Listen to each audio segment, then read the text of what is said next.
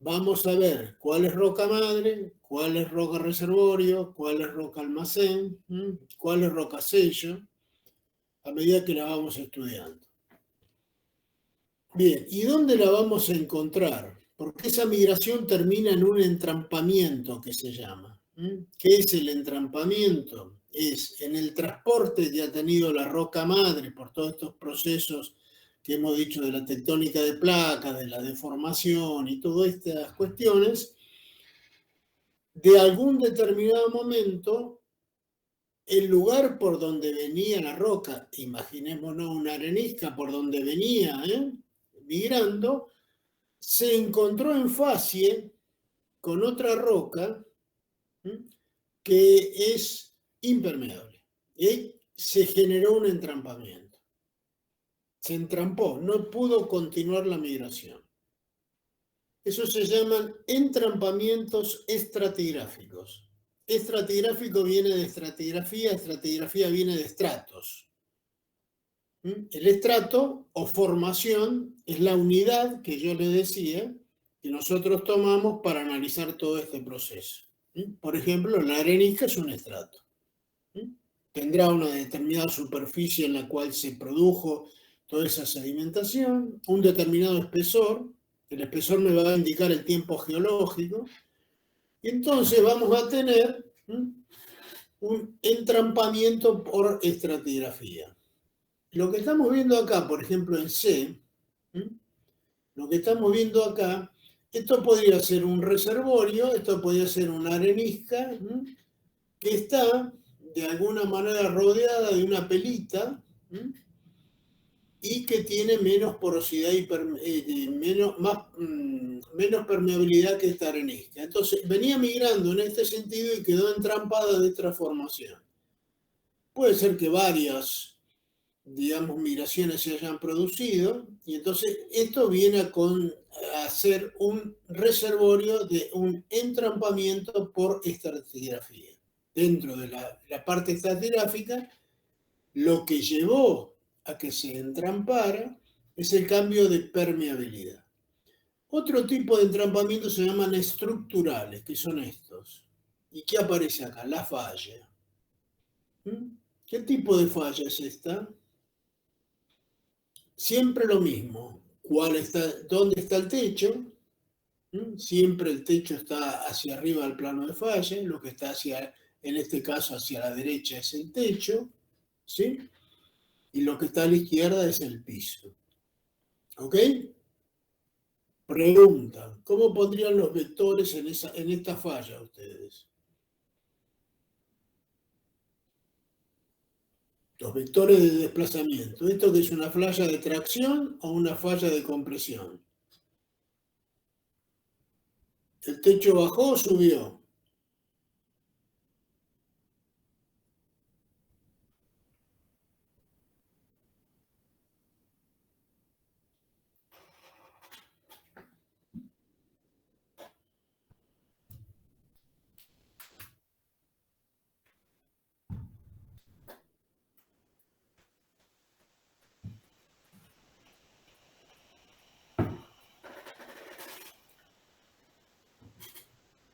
¿Y? ¿Quedó alguien del otro lado o no? ¿Cómo, profe? No le vi la... ¿Quedó alguien del otro lado, digo? No, es que no vi a cuál figura apuntaba. A la B. Acá tenemos una falla, ¿ok? Perdón. Acá tenemos, bueno, acá tenemos una falla, ¿sí? Este es un plano de falla. Sí, La sí. pregunta ¿es una falla de tracción o compresión? Lo primero que tenemos que hacer es mirar el techo. Si la falla es vertical, el techo es el que está a la derecha. Y si no, el que está encima. El que está encima del plano de falla es este de la derecha, ¿Eso ¿verdad? sería de tracción o no? De tracción, muy bien. ¿Y por qué es de tracción? Vos Porque podrías bajo el techo. tomar alguna parte de una estructura o de una formación que netamente la vi que bajó con respecto a otra, a la misma Claro, que quedó más arriba. el techo bajó en ese caso. Exactamente, este vendría a ser que el techo bajó, pero esta formación es la misma que esta. Si Claro. esta bajó y yo la llevo para arriba, acá tengo toda la continuidad. ¿Estamos de acuerdo en eso? ¿Sí? Sí, sí. Bien. Acá lo que tenemos es un entrampamiento, lo negro si fuera hidrocarburos, quedó entrampado porque a lo mejor esta es una pelita. ¿Mm? O también puede haber habido un dislocamiento que haya tomado el reservorio en la mitad. Eso después lo vamos a decir. Lo que les decía, para que ustedes vayan pensando, nosotros ahora todo lo que les mostré, la plataforma nosotros la tenemos en el este, ¿no? La actual, la plataforma continental. En el este, o sea, en el Océano Atlántico. ¿Sí? Ahora, ¿cuándo se llenó la cuenca neuquina? La entrada no fue del Océano Atlántico, sino fue del Océano Pacífico. ¿Sí? Y entró como si fuera el mar, entró como si fuera en el territorio argentino, en el territorio neuquino, había una roca de basamento que es del grupo Yoyo, de la casa, y que bajó, es el basamento. Ese fracturó, se formó un grave, y por eso llaman el Golfo fue ubicado normalmente en la zona norte, más o menos. Se llama el estrecho de Uruguay, pero por ahí hay una norma. Ahora hay que ver dónde estaba la placa cuando el mar. Nosotros tenemos que ir a la tónica de placas. Vamos a la tónica de placas. Vemos cuándo se forma el reflejo más de 130 millones de años, se va por la tónica de las placas.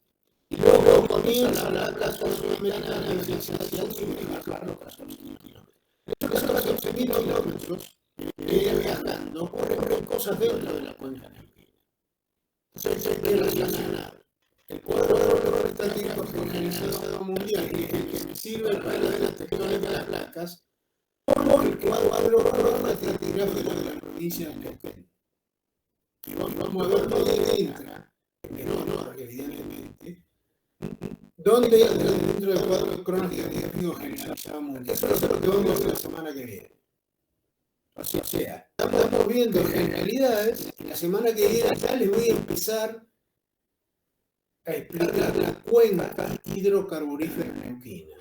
Entonces vamos a tener que ir tomando todos los conceptos de la teoría de la placa con el cuadro cronoestratigráfico, a ver cuándo se produjo. ¿Se acuerdan que hicimos una ruptura partía todo de 230 millones de años hacia la actualidad, que es el límite entre el Mesozoico y el Cenozoico, y el Paleozoico, perdón. Ahí se produjo el rift entre Sudamérica y Sudáfrica y comienza a viajar la placa. En ese momento vamos a ver dónde estamos posicionados en el momento que se rompe en la cuenca neuquina. ¿Y qué pasa en la cuenca neuquina en el momento que se rompe? Y en ese viaje, como lo decía la otra vez, que es como si fuera un tren que viene viajando, pero dentro del tren nos va a interesar como le decía, un camarote. A ver qué es lo que pasa. El camarote es la cuenca neuquina, porque muchas cosas fueron pasando, además de la cuenca neuquina en la placa, ¿ok? Ya estamos en intraplaca ahí. ¿Se acuerdan? Sismos de interplaca e intraplaca, ¿no? Acá estamos en la intraplaca. Y bueno, ahí vamos a analizar cómo se fue llenando la cuenca neuquina. Por supuesto que la cordillera de los Andes no existía. Estaba el frente del mar Pacífico directamente, digamos, sobre nuestro territorio. Y por eso se metió, ¿sí? No estaba la cordillera de los Andes, estaba al mismo nivel el continente que el mar, y el mar se mete porque baja el continente, porque baja el basamento de la cuenca neuquina, y ahí se mete en la cuenca neuquina por el norte. Y se forma todo como un golfo. Y ahí comienza a producirse la sedimentación. Tiene dos grandes ingresiones. O sea, cuando el mar ingresa, se llama ingresión marina en el continente. Hasta que se llena y se nivela topográficamente la relación entre el continente y el mar. Cuando pasa ahí, hay una interfase que no puede entrar más en el mar porque no le da topográficamente para entrar. Y ahí lo que se forman es como si alguno de ustedes fue a las grutas, en el Bajo del Solito, toda esa zona. Ahí estamos en una zona que se llama zona de transición entre el mar y el continente, Ahí se produce toda una salinización de productos de rocas evaporíticas. Y esas son rocasellos, que va sellando todo lo que ya se formó, lo va aislando lo que ya se formó. ¿Ok?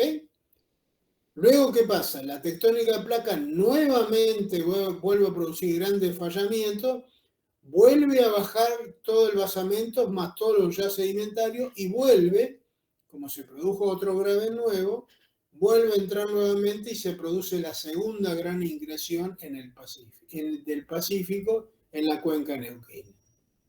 Cuando termina la segunda ingresión, ya nunca más vuelve a entrar el mar, ¿sí? Y se depositan todos sedimentos continentales. Entonces, ¿qué vamos a tener? Un basamento, una primera ingresión marina, va a haber una roca sello, y después va a entrar una segunda ingresión marina, y después va a haber otra roca sello mucho más grande y mucho más extendida, o sea, de mayor espesor, y ahí se termina la cuenca neuquina.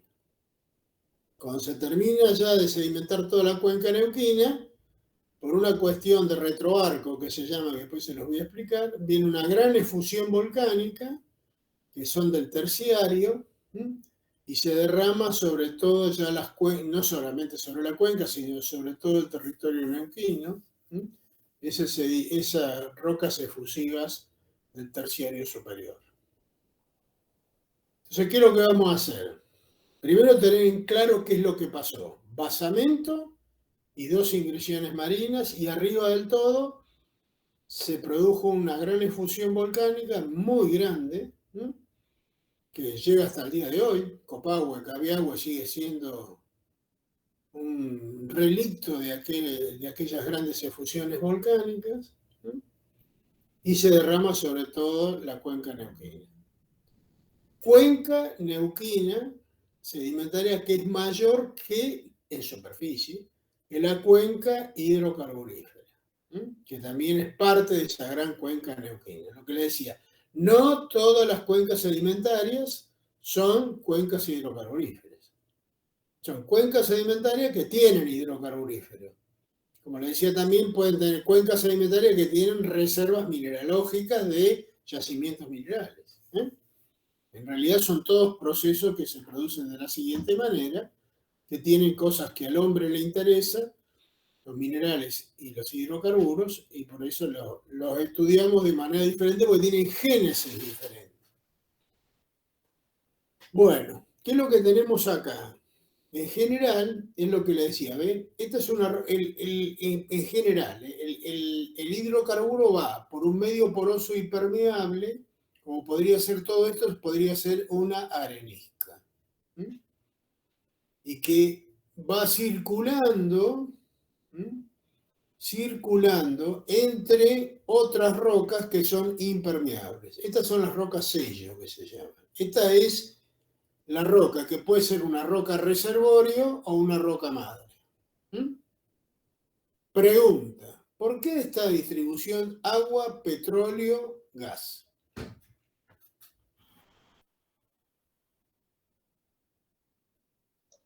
¿Tiene que ver con la densidad de los fluidos? Exactamente.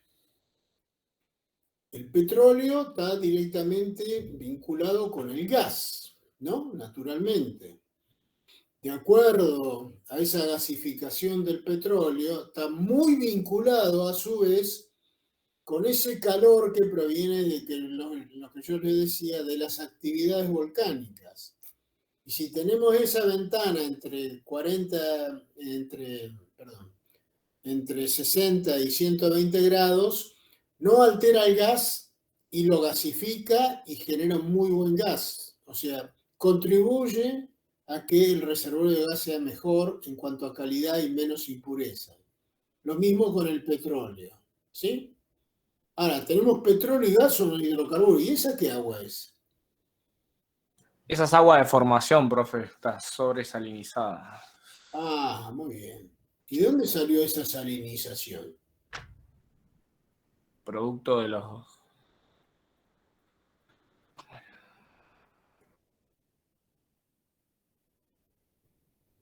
Eso llega a ser una salmuera, para que tengan idea ustedes, ¿no? ¿De cuántas cantidades de gramos por litro podemos estar hablando?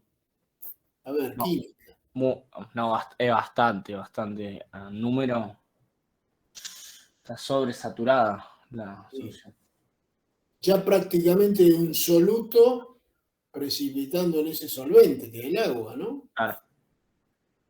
Podemos hablar de 20, 30 gramos por litro, para que tengan idea, o más. ¿Pero de dónde sale esa agua salada? ¿Es de origen del agua o es que el agua pasó por formaciones que tenían sales y las disolvieron y se vino con el petróleo y el gas? Pasó por formaciones que estaban por rocas evaporíticas, ¿puede ser? Puede ser una, sí, eso puede ser. Pero en general, eso es agua de formación, como vos bien dijiste, que es el agua en el momento que se formó el hidrocarburo. Eso está vinculado al mar en el cual se formó. O sea que normalmente esa migración viene petróleo, gas y agua, no siempre, ¿ok? Pero está vinculada, digamos, a esa génesis. ¿Mm? Y aunque parezca mentira, esta agua de formación tiene muchos radioisótopos. Son bastante radioactivas en algunos casos. Lo cual es un temita para lo que es la explotación de petróleo, ¿no? Sí, aparte a veces se la trata y se reinyecta. Sí, lo que normalmente hacen cuando ustedes en definitiva generan la perforación, va a salir gas con petróleo y agua, ¿verdad? Va a salir todo mezclado, ¿o no? Claro. Bien. Hay yacimientos que son solamente petróleo y no tiene gas. Hay yacimientos de gas que no tienen petróleo. Cuando digo petróleo es líquido, ¿no? Y hay yacimientos que vos estás perforando, estás sacando agua de formación, estás sacando gas y estás sacando petróleo. Y eso directamente por el ducto va a las plantas de tratamiento. Es muy difícil o muy fácil separar el agua del petróleo del gas. Son tres. Del petróleo es más fácil, del gas ya no. ¿Por qué?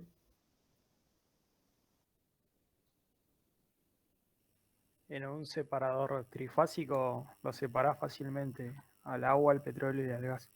Bien.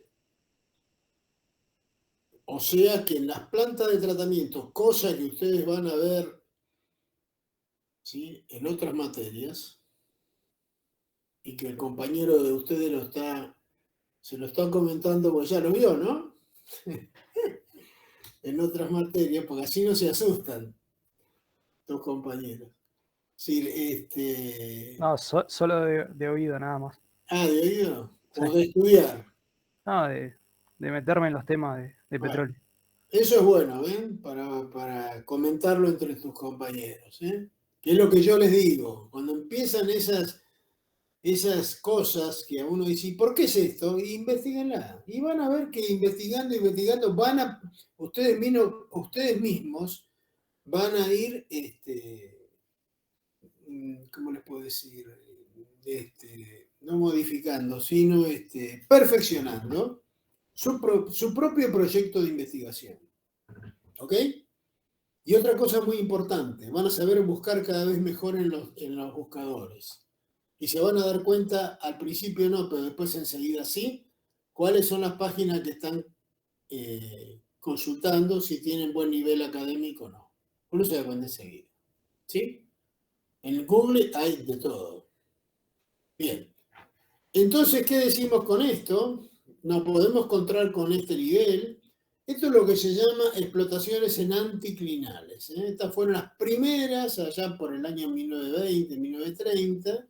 El primer pozo que se hizo en la provincia de Neuquén, que se llama anticlinal Winkul, que está ahí en Winkul y hay un monolito también, fue el primer productor de petróleo y de gas en la provincia de Neuquén y se hizo en un yacimiento que tenía esto, que es un anticlinal. ¿Se acuerdan cuando vimos anticlinales, inclinales? Bueno, es lo que tenemos acá. Las rocas impermeables, ¿m?, pueden tener hidrocarburos.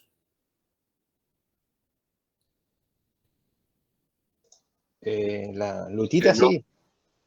Bien. O sea, en el origen hay que ver el origen de la roca, porque es impermeable. Si es una roca sello como una de vaporita, también algo puede contener. Pero todo vaca muerta es impermeable. ¿Mm? Por eso viene el fracking, la ruptura, porque diríamos el enlace entre el hidrocarburo, dado la... Acá debemos estar hablando de una impermeabilidad de 1 por 10 a la menos 6, por lo menos, o más. ¿Mm? ¿Ok? Entonces, todos los yacimientos no convencionales, Vaca Muerta, por ejemplo, y dada por qué es tanta complejidad, porque hay que perforar, porque hay que hacer fracking y porque hay que utilizar muchísimos productos químicos para producir la separación de los hidrocarburos, diríamos, de esa textura, que si bien es una textura clástica, es de muy bajo granulometría, estamos hablando de limos y arcilla, ¿no? O unas arenas muy finas también. Entonces, eso después lo van a ver en otra materia, pero bueno. A ver, ¿qué comentarios me pueden hacer de esto que está acá abajo? Roca ígnea y todo lo demás.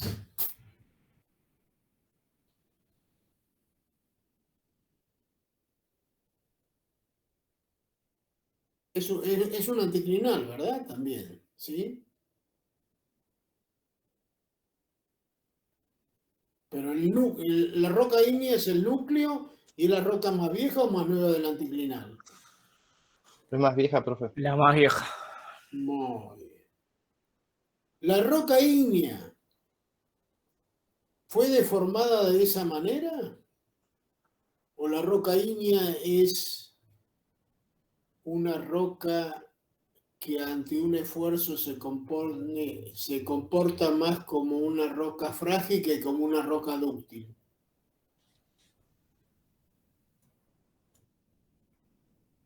¿Qué les parece? Ahí no es, pues está en estado de elastoplasto cuando se deforma por presión y temperatura. No, pero esa temperatura ya la roca ígnea de fusión, ojo. Sí, pero eso parece que todo fue deformado después de que se haya depositado. ¿Quién? Los estratos, una vez que se depositaron, después se vino la deformación, por lo que Bien. veo. Pero la roca ígnea no es un estrato, es una roca ígnea. Los estratos están en rocas sedimentarias, ¿o no? Esa roca ígnea pasaría a ser el basamento que sostiene todo ese colchón sedimentario que uno puede ver. Bien. Eso es. Entonces, lo que ahí estamos viendo es que esa roca ígnea, como bien dije, sostiene todo ese espesor sedimentario. Y por lo que se ve en la imagen, es un reservorio. ¿Y lo Bien. gris, lo gris que sería agua de formación o qué sería eso gris? Sí, tenemos Sí. un petróleo y un gas, fíjate en el techo de la formación, tenés Sí. una impermeable arriba y la de Sí, abajo, la roca sello. sí, Sí, podemos sí. decir. Pero se deformó al final de todo, ¿puede ser? ¿Quién se formó? Eso es No, cierto. ¿El paquete sedimentario cuál sería para ustedes?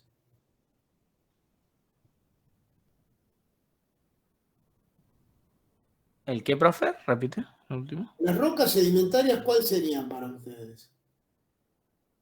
Con los colores, díganme. Ah, lo marrón, marrón clarito. ¿Esto sería? ¿Dónde está mi cursor? Eso no pasaría a ser ya roca sedimentaria, profe. No sería sedimentaria. ¿Qué sería?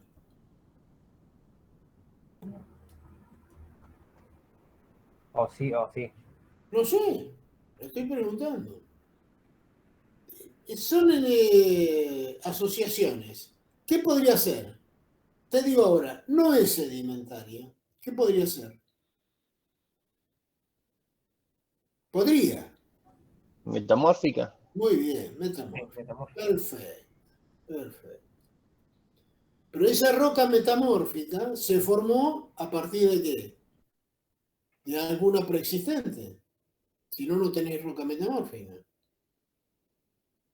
Claro, y esa roca persistente son las rocas ígneas. No. La roca ígnea es la que provoca el metamorfismo, ¿acordate? Sí, Bien, Claro, sería el protolito. bien. Entonces, podemos decir, después habrá que comprobarlo, habrá que hacer una perforación, sacar una muestra, ¿no? O sea, es todo un proceso. Pero vamos a suponer que esto es una roca metamórfica, que era una antigua roca sedimentaria de este paquete sedimentario, ¿ok? De este paquete sedimentario, que fue metamorfizado por la intrusión ígnea, ¿ok? ¿Estamos de acuerdo en eso? ok. Muy bien. Una interpretación. La otra interpretación es que esta fuera una roca sedimentaria. Otra hipótesis. Después venimos, perforamos, sacamos muestra y nos sacamos todas las dudas. ¿Estamos de acuerdo en eso? A mí lo que me llama la atención es esta forma de la roca ígnea.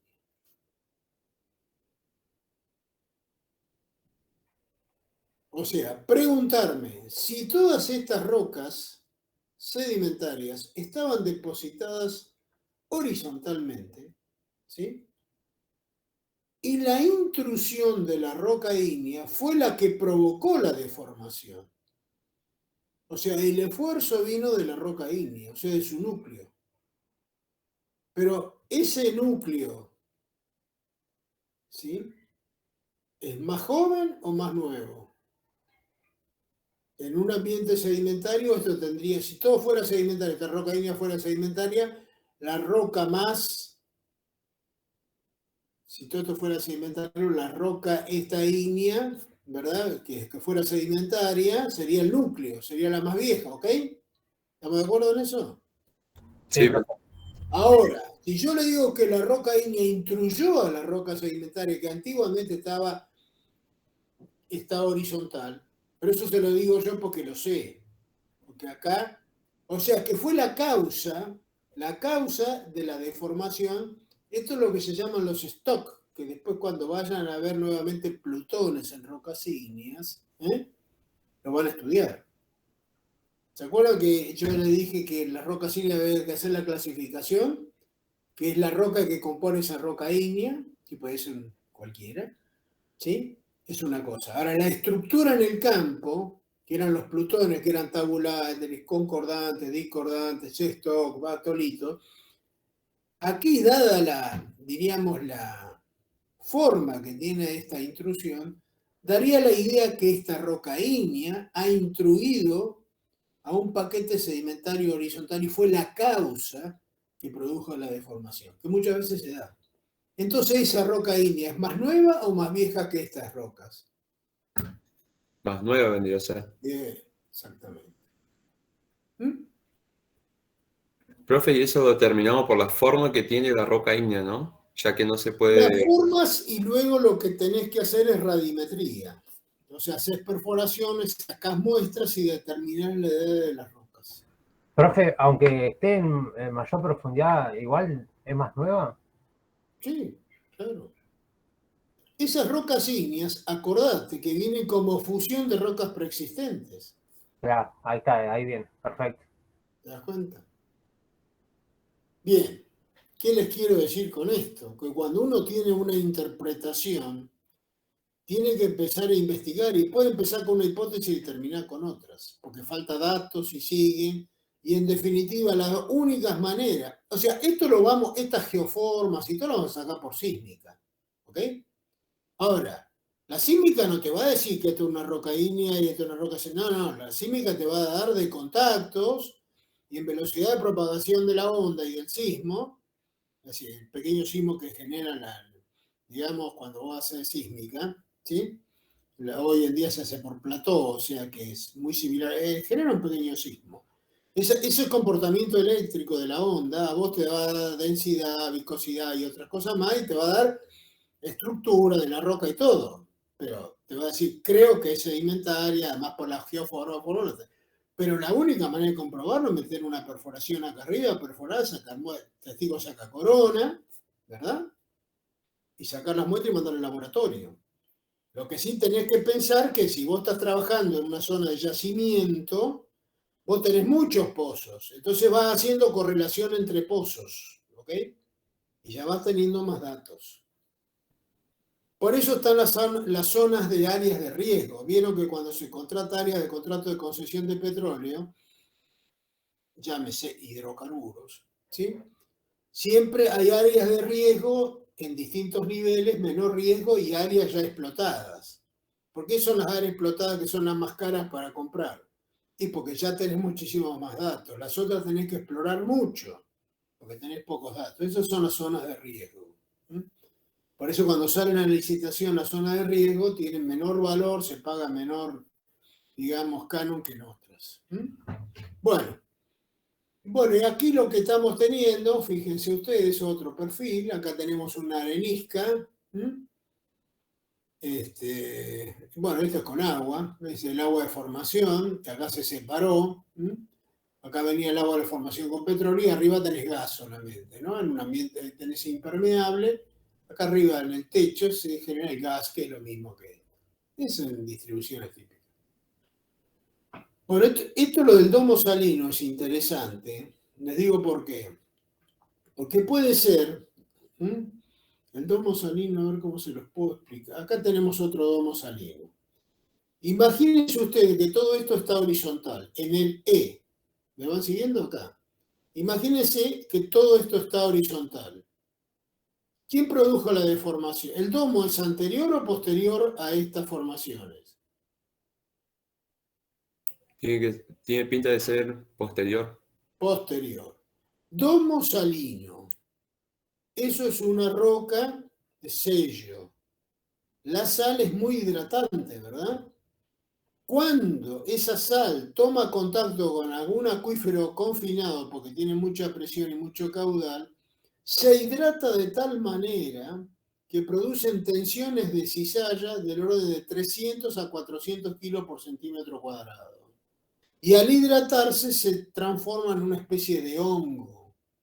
Eso es lo que se llama el efecto del diapirismo. Anótenlo por ahí. Diapirismo. ¿Qué es lo que está pasando acá? Supongamos que esta es de una segunda ingresión marina del Pacífico, por ejemplo, y todas las que están abajo son de la primera. Las primeras ingresiones del Pacífico terminaron con una roca, suponete sello. Después lo vamos a estudiar bien esto. Entonces esa roca sello quedó entre la primera ingresión y la segunda, pero se hidrató por una cuestión de acuífero, nada más. Y al producirse la hidratación generó tensiones de corte, de cizalla, de lo de 400 kilos, y la deformó. Fíjense, esta deformación la llevó a formar casi un anticlinal. O sea que esto también, al igual que en el anterior, que era esta, que era la roca ígnea, esto es una roca sedimentaria, una pelita, perdón, es una hemaporita, no una pelita, que produjo una deformación por hidratación, se llama diapirismo. Esto se da en Neuquén, en la provincia de Neuquén. Y a su vez, la pregunta que les hago, ¿eso favoreció a una explotación de nuestros reservorios? ¿Sí? ¿O en este caso perjudicó al reservorio? ¿Y por qué?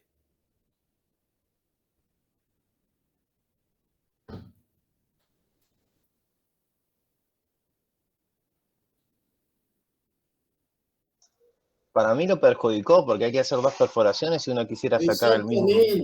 Exactamente. ¿Y cómo te das cuenta? Entonces las migraciones se produjeron antes que el domo. ¿Ok? Porque por eso todo esto estaba horizontal. ¿Sí? ¿Estamos de acuerdo en eso? Y ahora, sería muy distinto que este reservorio llegara hasta acá nomás. Y de este lado no tuviéramos nada. ¿Cuál sería la diferencia? Que el domo fue el que produjo la obstrucción y el cambio de porosidad de permeabilidad. Fíjense qué pequeño detalle me dan las edades diferentes, ¿no? ¿Me entendieron lo último o no? ¿Sí o no? Sí, profe, sí, sí. Bien. O sea, acá evidentemente nos damos cuenta que era un solo reservorio y ahora tener que hacer muchas perforaciones. ¿Qué quiere decir con esto? Bueno, todo esto hay que estudiarlo, porque esto entra luego en las cuestiones económicas, ¿no? Lo mismo que este basamento es anterior o posterior a esta migración.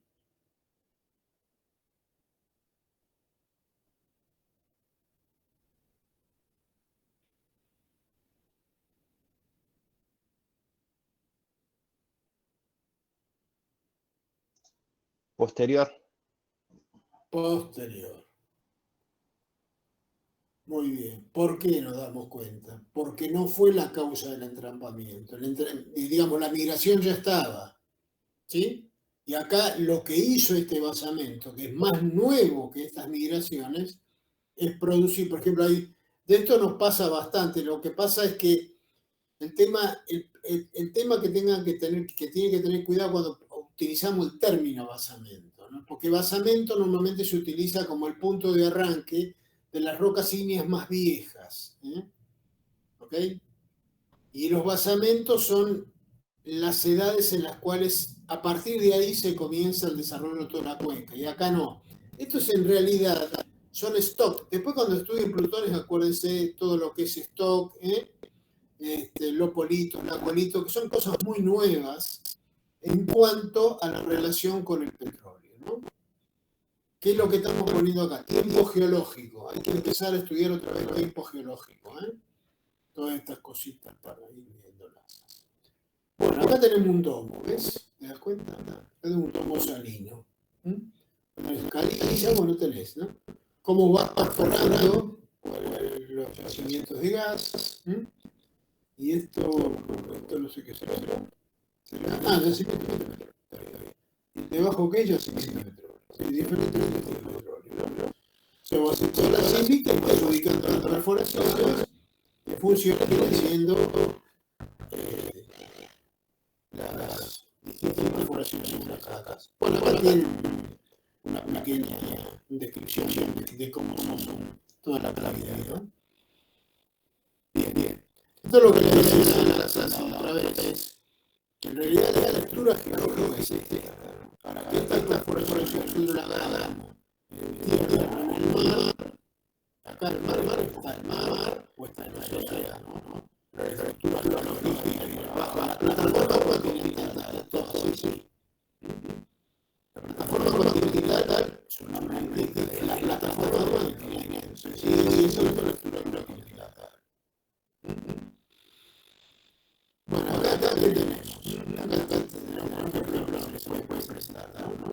¿Qué se le puede presentar? Y bueno, a ver, ¿cuál es la formación más joven de todas esas?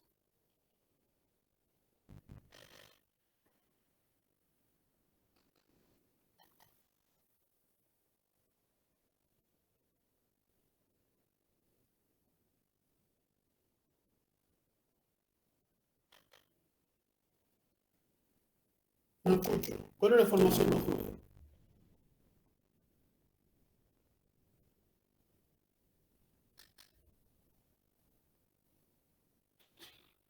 ¿Y qué pasa?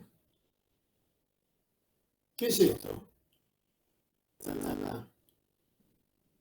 ¿Esto que está acá qué es? ¿Una falla? ¿Qué tipo de falla?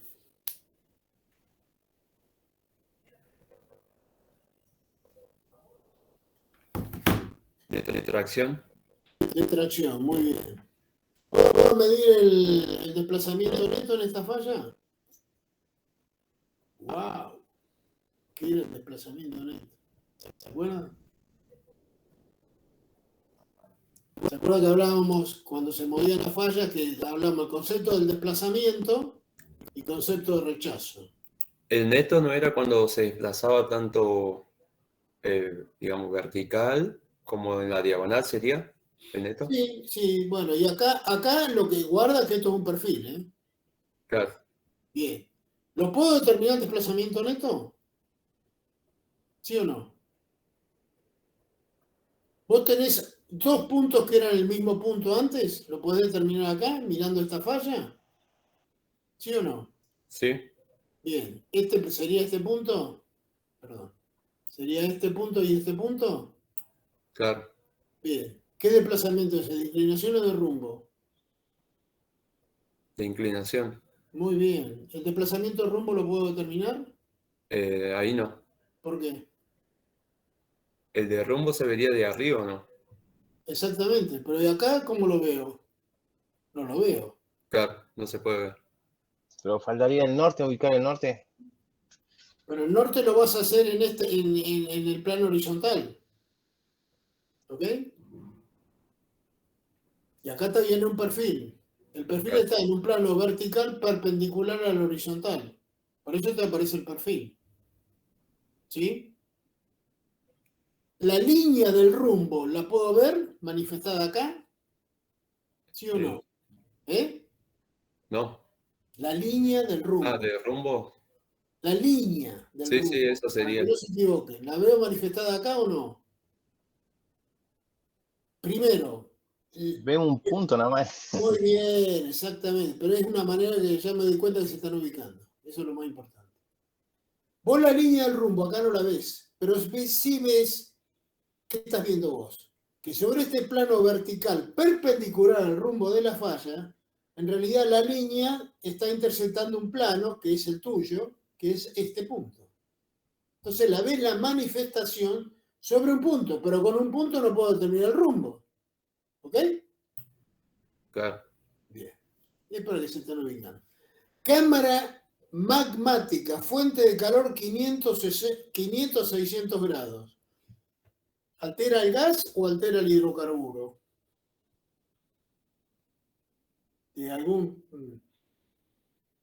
Aparentemente el depósito de petróleo lo tengo acá, el hidrocarburo lo tengo acá. Hasta una ventana de 400, 500, hay que ver la distancia entre este y este, ¿no? La profundidad me estoy refiriendo, ¿sí? Bien. Acá no la veo, pero acá tengo otra falla, ¿verdad? Claro. Es probable que este techo haya bajado y sea también, como decíamos, una falla de tracción, ¿no? Bueno, ¿qué le quiero decir? Todos estos datos le van a aparecer en sísmica y vamos a ir completando todo. Bueno, estas son las clásicas cigüeñas que son las extracciones de petróleo, ¿no? ¡Wow! ¿Qué tengo acá? Acá tienen toda la depósitos de agua salada, ¿sí? ¿Qué más tengo? Fallas geológicas, roca madre porosa, ¿sí? Bolsa de petróleo, veo la terminología de la traducción, ¿no? Reservorio de petróleo y roca impermeable. ¿Y qué tengo también? Un diapiro. Pregunta, ¿el diapiro es anterior o posterior a la falla?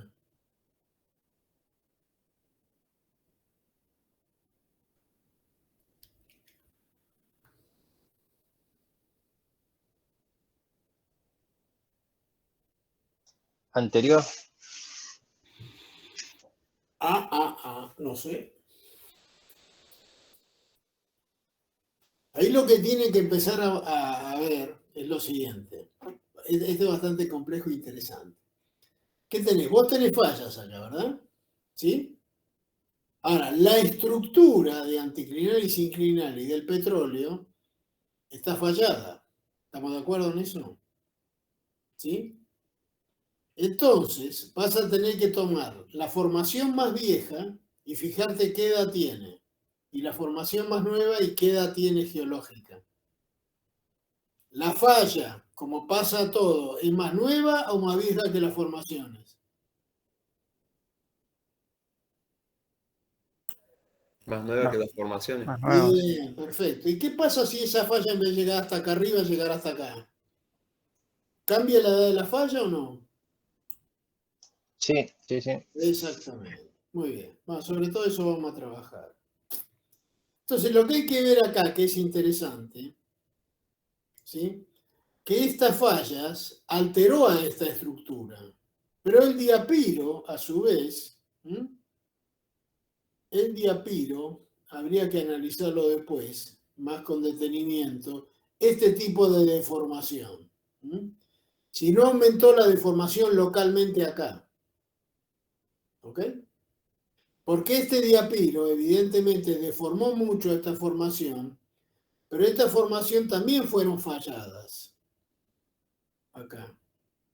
Eso es lo que hay que analizar. Después véanlo con tranquilidad y vayan deduciéndolo. Hay algunas cositas ahí. Esto es lo que hay que ir trabajándolo, ¿no? Es estos detalles que van entre formaciones y deformaciones. Y esto está en toda la cuenca neuquina. Después vamos a estudiar la cuenca neuquina, como le decía, no solamente en todo lo que aflora, o sea, como, diríamos, expresión de mapa geológico, porque el mapa geológico son todas las rocas aflorantes, sino que le voy a mostrar todos los perfiles en cada punto aflorante como está abajo. O sea, esto en definitiva. Y esto lo sacás por sísmica. Porque si yo acá sé que el único lugar donde tengo petróleo y sigo perforando, voy a llegar acá y no me encontré más petróleo. Esto evidentemente las deformaciones alteró mucho al original reservorio y lamentablemente me lo dispersó. ¿Sí? Bueno, eso es lo que hay que ir viendo en la relación. Bueno, acá tienen otros ejercicios para ir viendo, ya, y ir viendo ustedes, haciendo un juego por lo menos de asociación. Lo mismo que acá. Yacimiento hidrocarburífero plegado y fallado y con diapiros otra vez. Y hacer todas estas relaciones. Bueno, acá lo que tienen, que es interesante esto, ¿no? Es una trampas estructurales. Después vamos a avanzar un poco más. Igualmente después lo van a ver en geología del petróleo y esto, pero ya... Agua de fondo del roca reservorio, ven que es la que queda más abajo, de las aguas del reservorio. Esta es una trampa estructural porque hay fallas. Trampa estratigráfica, fíjense la diferencia, porque está dentro de un estrato, ¿ven? Una arenisca y acá tienen gas. Lo que pasa que esta formación fue alterada también por la falla, ¿no? Bueno, eso es lo que hay, después vamos a ir analizándolo. Bueno, y esto es lo que se produce, diríamos, en una migración, por cuestiones de lo que es densidad, viscosidad, temperatura, hay un comportamiento, esto vendría a ser una roca almacén, ¿no? Por eso es donde se produce la migración. Todo lo que son los hidrocarburos, que suelen tener un poco más de temperatura, a veces, otras veces no, pero densidad sí, actúa mucho, son menos densos que el agua salada, hacen una ascensión por las propias compresiones también del paquete sedimentario hacia arriba y las otras se van hacia abajo. Esa es la distribución de los distintos fluidos durante las compresiones y las migraciones. Y se va produciendo todo esto. Entonces, cada una de estas rocas que vamos a tener acá, cada una de estas rocas, le vamos a estudiar su porosidad, su permeabilidad, su litogénesis. Después estas son las formaciones. Que va a tener cada una su nombre. Por ejemplo, Vaca Muerta, Quintuco, Molichinco, Agrio, son todas las que componen ahí la zona de Loma La Lata, ¿no? Vamos a estudiar a cada una de ellas por génesis y luego las vamos a estudiar todas relacionadas por la génesis, pero también por la deformación. Y como vemos, acá hubo mucha deformación. Lo que yo le digo, la tectónica de placas produce muchos eventos en un mismo lugar. Y eso produce distorsiones en lo que es, lamentablemente, en algunos casos como en este, la distribución. Fíjese, un pequeño reservorio de gas, un pequeño reservorio de gas. Bueno, esto es cuestión de las deformaciones. Bueno, acá hay otro ejemplo. Y esto viene a ser un yacimiento convencional, el que yo les decía a ustedes, ¿ven? Llegamos a la convención, ¡pum! Esto era antes, ¿sí? De la roca generadora, acá tenemos migración en este sentido, que podría ser el gas o el petróleo y quedar el agua abajo. ¿Y cómo hacemos la no convencional? Y hacemos una perforación vertical y entramos horizontalmente, fíjense qué diferencia, en el espesor del yacimiento. Pero a su vez, como esto está en un perfil, hay que pensar que cada uno de estos se hace entre 60 y 90 metros de distancia uno de otro. ¿Por qué? Porque por la succión que se produce luego por el bombeo, tenemos que barrer la totalidad de los hidrocarburos que tenemos acá. ¿Se entendió bien cómo es el yacimiento no convencional? Miren, acá perforamos y verticalmente extraímos la extracción en una zona muy localizada. En cambio, acá nos metemos directamente en la formación. Lo que pasa es que esta metodología es nueva. Es transformar una perforación vertical en una horizontal. Pero además, no es uno solo que se pone. Son cada 60, 90 metros, eso depende de porosidad, permeabilidad y muchos factores, se van poniendo los distintos filtros. Bueno, y esto se lo dejo para que lo vean ustedes. Y les va a esperar a ustedes. ¿Qué es esto? Predicción de consumo de las diferentes fuentes de energía en las próximas décadas. Estúdienlo y en la clase que viene me hacen un comentario de esto, que es interesante. Bueno, esto ya lo vimos. Esto es un poco lo que yo le decía, y esto ya lo vimos. Son procesos de erosión, transporte, sedimentación. Esto es la zona de sedimentación. Esto en algunos lugares puede ser plataforma continental.